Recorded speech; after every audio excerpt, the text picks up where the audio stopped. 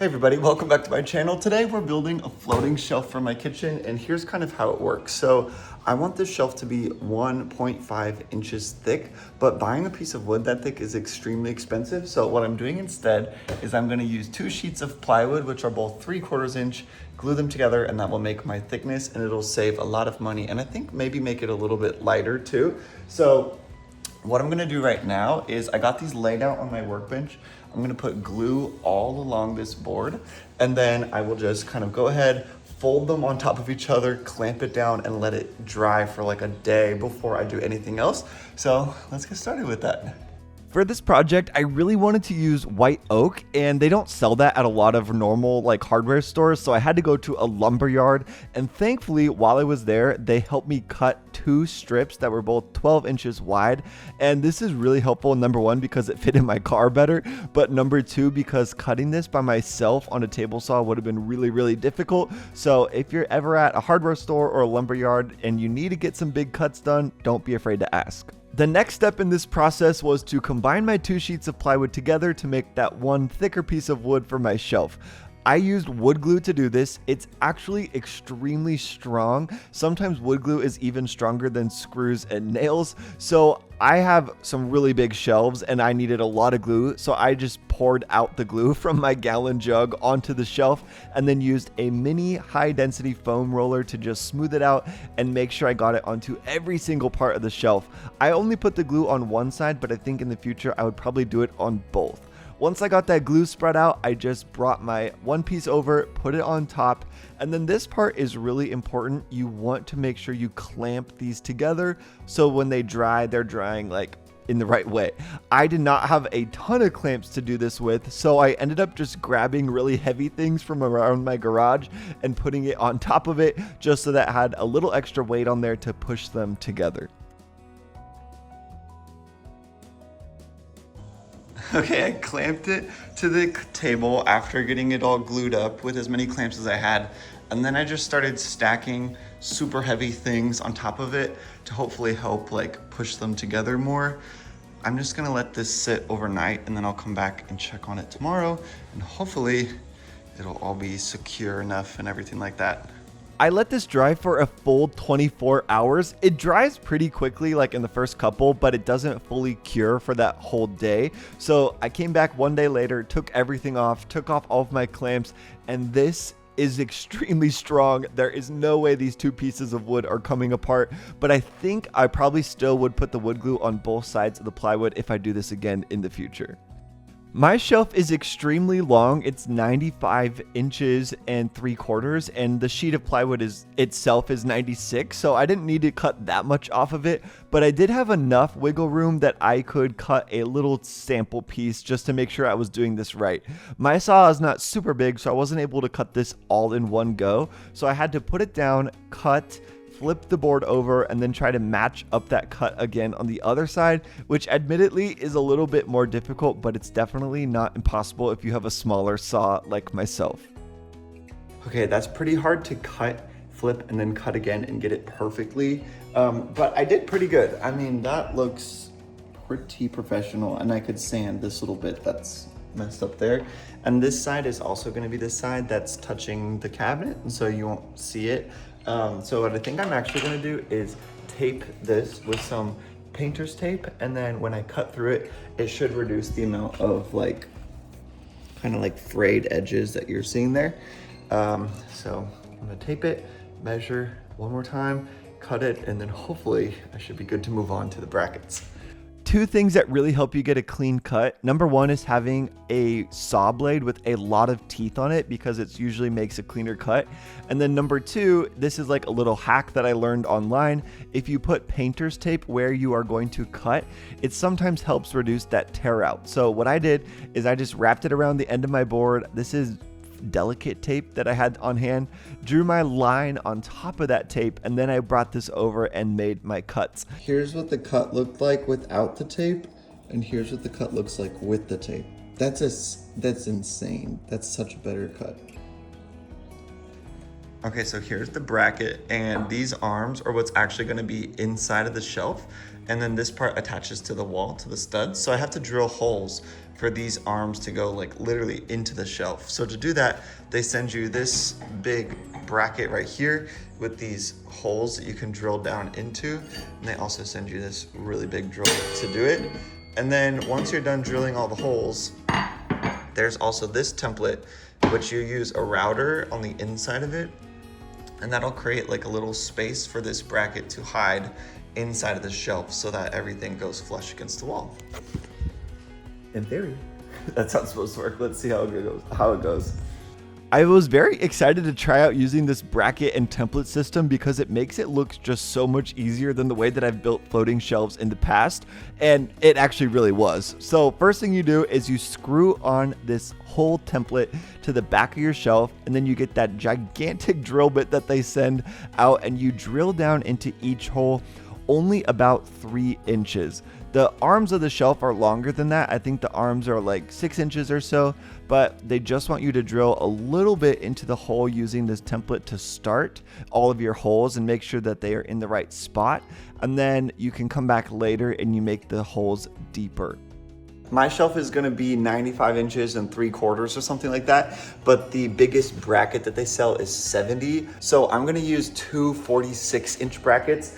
I just drilled the holes on like one end of the shelf, and now I'm gonna take it over to the other end and drill the holes over there, reusing the same template and everything, just kind of dragging it over and doing it again on the other side.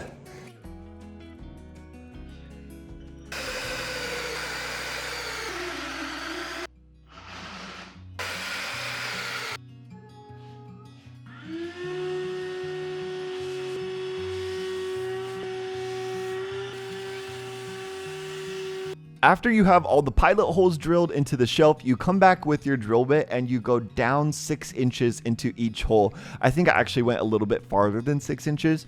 One thing to make sure you do, make sure you keep your drill bit like as vertical, straight up and down as you can, so you don't end up going sideways and drilling out the front of your shelf, which one little part, actually I think I made a tiny hole in the top of the shelf, but I was able to fill it with wood filler and it looks okay. You can't even tell it's there.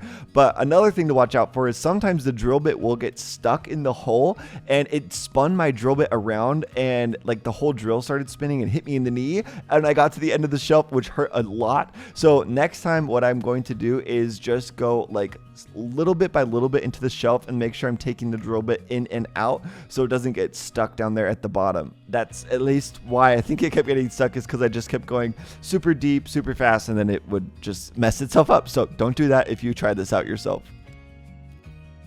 Hopefully this gives you a better idea of how the system works, but now that I had those holes drilled, I did a little test fit with one of the brackets, and those arms just slide down into the holes, and they are very, very tight. The shelf I don't think is going to go anywhere once it's on the wall and on these brackets, but as you can see there, the bracket is kind of sitting on top of the shelf, so that means the shelf would not be flat against the wall. So the next part is you take this other template that they send you and the router bit that they also send you, and then you drill out, or you router out a little area in the back of the shelf for that bracket to hide into. It sounds a little confusing, but you'll see it in a second. Now, this was by far the scariest part of the project for me because I'm not super familiar with using routers. I've only used them a couple times before, and it was not impossible to do, but if you have an extra piece of wood, I would definitely recommend doing like a sample router just before you do it on the real shelf. I didn't have another piece of wood, so I just kind of had to go for it on the real one. A couple of things. I learned that you definitely should go slow, take breaks, vacuum out the sawdust so you can see what you're doing. Number 2, make sure you have the right size bracket.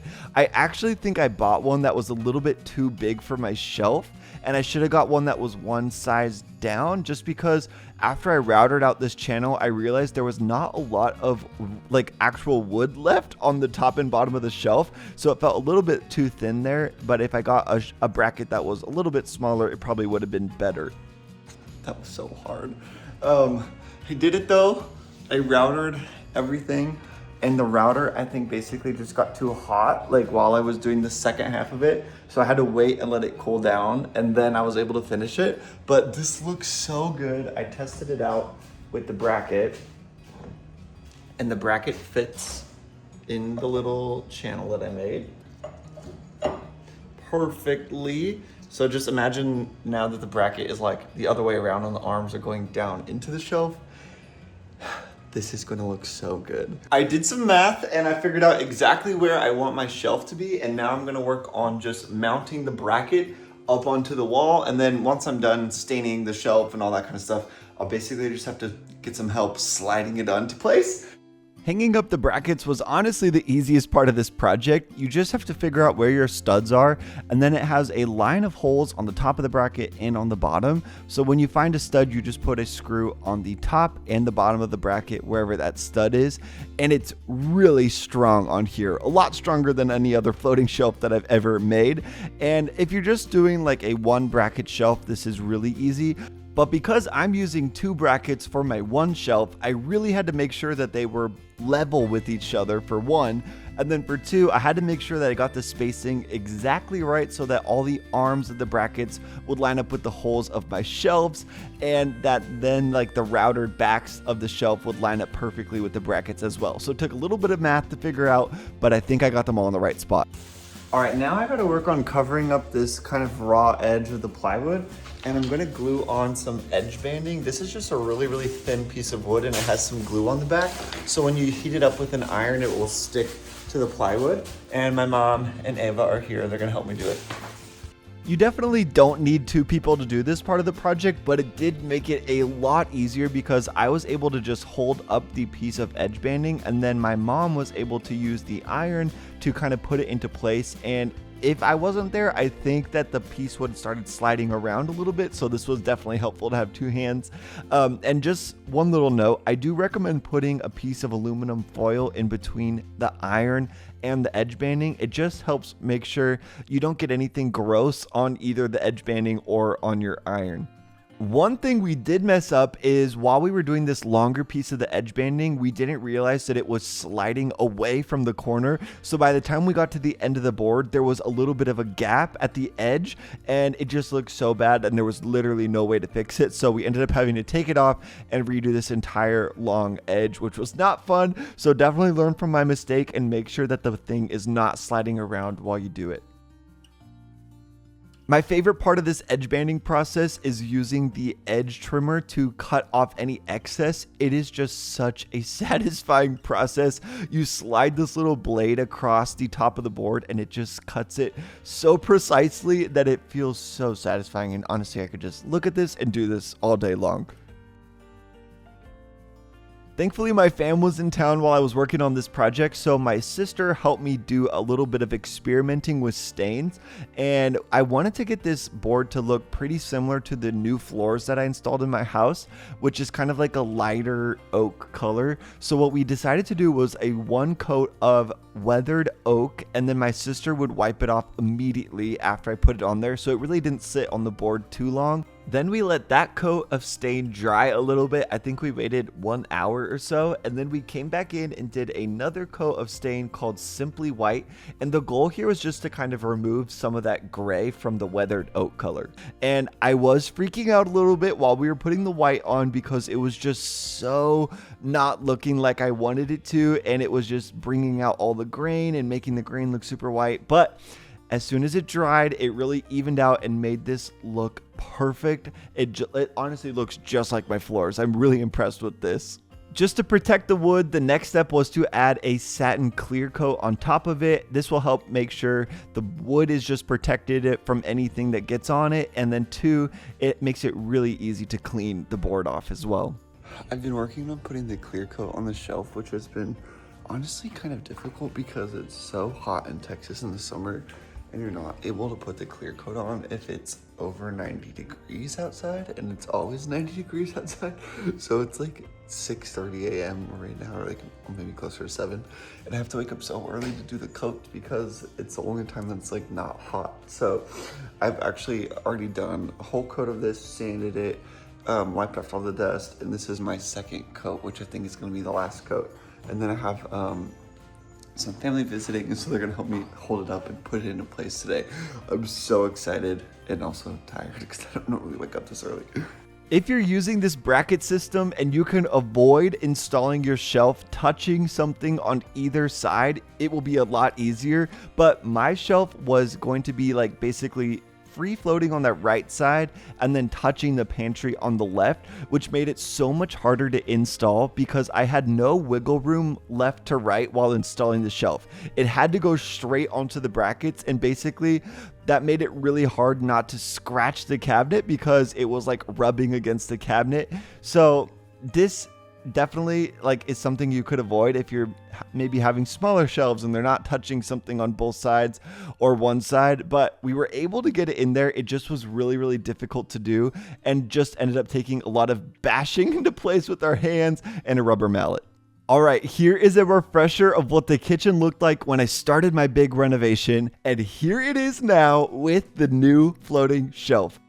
I'm honestly so happy with how this turned out. I think the color looks so good and really honestly matches the floors of my house incredibly. And it is super strong. I have a lot of plates and cups on here, and it doesn't flex at all. And I was really nervous about that because the last one that I built was kind of like a little wobbly.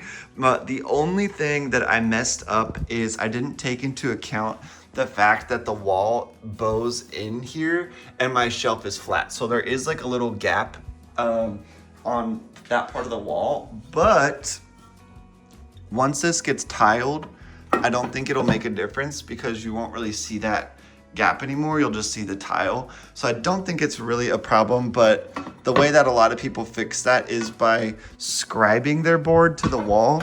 However, there's literally no way I could ever get this thing off if I even wanted to do that. So I think it's gonna be fine, covered up by the tile, but just keep that into account that your wall might not be perfectly flat and your shelf is a straight line. But yeah, I'm really happy with how this turned out. I think that the clear coat really is gonna make this so much easier to clean.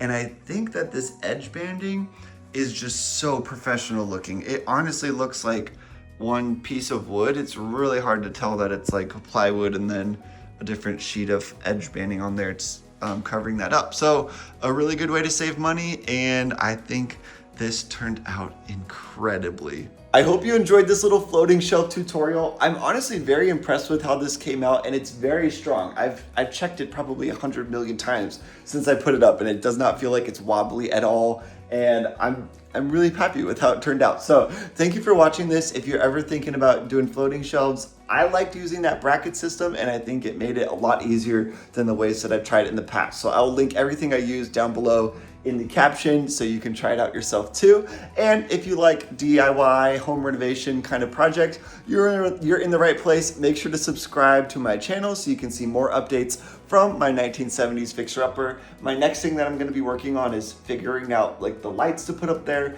and then doing the backsplash in my big kitchen remodel that I've been working on. So there's a lot of fun things happening at my house these days. So make sure to subscribe. You won't want to miss any of these updates. Thanks for watching, and I'll see you next time.